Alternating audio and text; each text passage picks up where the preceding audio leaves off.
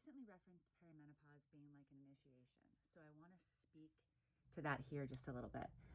One of the things that's happening in perimenopause is that our attention is being called to ways of being that no longer work for us. These are often ways of being that actually haven't worked for some time, but for a variety of reasons, we haven't quite made that connection yet. Or sometimes we know, but we've ignored it. But when things really start to go sideways hormonally, it finally starts to get our attention. So by the time we find ourselves in that perimenopausal window, we've got some solid life behind us.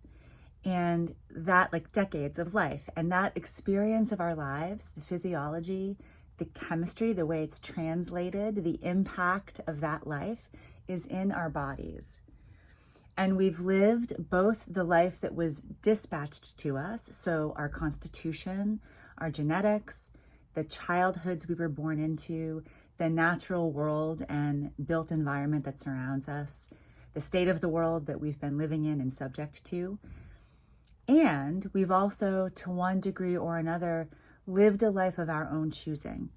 So what we've taken in for nourishment on every level, all the levels, our movement, our jobs, our vocation, our relationships, our patterns of behavior, our patterns of emotional response or reactivity, our convictions, our firmly held beliefs, our grudges, all of these things have now had decades to imprint on our bodies and on our physiology. So now we start to experience perimenopausal symptoms as the life that we've lived up to this point starts to meet this natural inflection point, this decline in our hormones and this life transition. So the life that we've lived in some ways is losing this extra buffer that is youth and the extra reserves of qi and jing in Chinese medicine language that we've had up until this point that protect us from some of the impacts of that life. Part of the initiation becomes, how are we going to engage with this transition? How are we going to interpret these symptoms? Are we going to get curious about these symptoms and why they're here?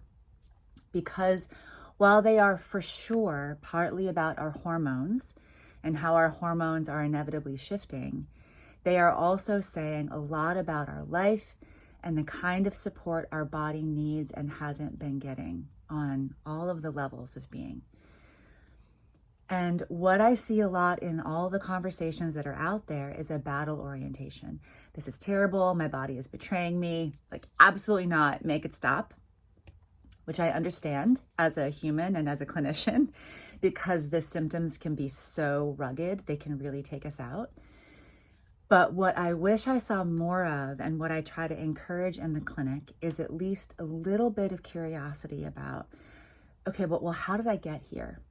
Because feeling as badly as so many women do in perimenopause is not inevitable at all.